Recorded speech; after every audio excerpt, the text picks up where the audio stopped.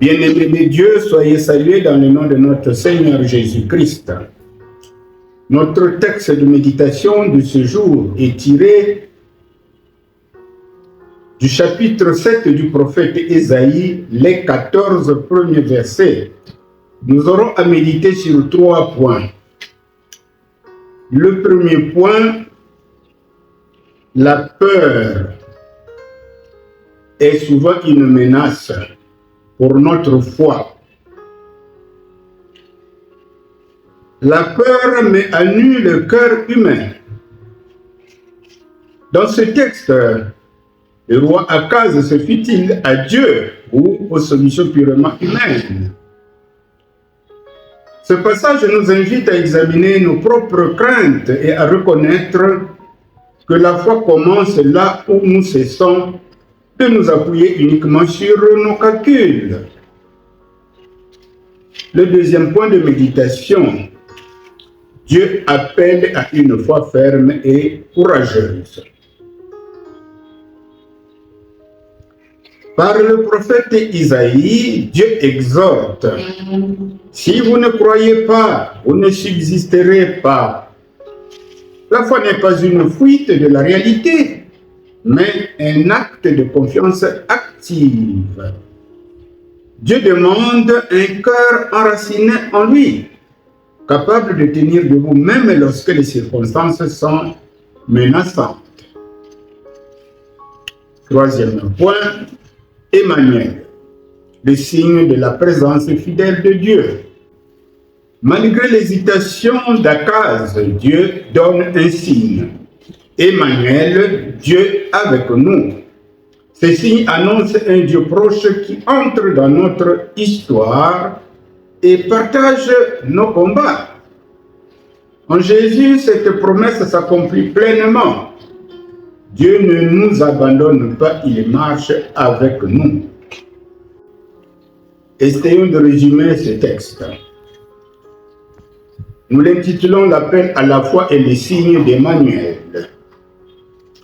Face à la menace et à la peur, le cœur du roi Akaz est troublé comme un arbre secoué par le vent. Pourtant, Dieu ne se lasse pas de rassurer son peuple. Par la voix du prophète Ésaïe, il invite Akaz à ne pas céder à la panique, mais à s'enraciner dans la confiance. La parole de Dieu qui sort de la bouche du prophète Ésaïe est celle-ci. Si vous ne croyez pas, vous ne subsisterez pas. Dieu connaît la fragilité humaine. Il voit les doutes, les calculs, les stratégies fondées uniquement sur la force humaine. Alors, dans sa bonté, il propose un signe, non pour se justifier, mais pour fortifier la foi. Akaz refuse, croyant faire preuve d'humilité, alors que son cœur demeure fermé. Mais Dieu, fidèle malgré l'infidélité de l'homme, donne lui-même le signe. Une jeune femme concevra et enfantera un fils, et on l'appellera Emmanuel, Dieu avec nous.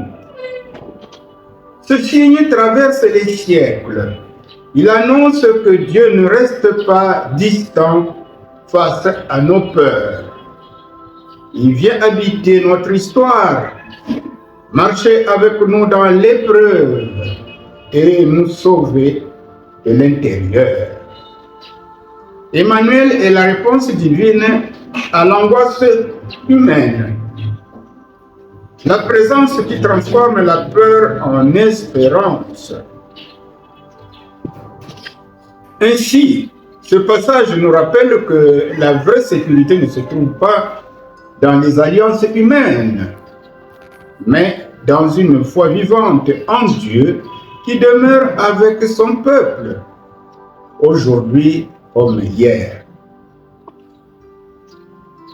Voilà, mes bien-aimés, lisez le texte, relisez-le plusieurs fois pour que vous puissiez mieux comprendre ce résumé de méditation. À présent, Prions le Seigneur. Notre prière inspirée du texte, nous allons l'intituler Emmanuel, Dieu avec nous. Prions. Seigneur notre Dieu, quand nos cœurs sont envahis par la peur et que l'avenir nous semble incertain, apprends-nous à nous tenir fermes dans la foi. Tu vois nos hésitations, nos calculs humains, nos refus silencieux de te faire pleinement confiance. Pourtant, tu ne te détournes pas de nous. Tu nous donnes un signe, non pour nous condamner, mais pour nous relever. Emmanuel, Dieu avec nous.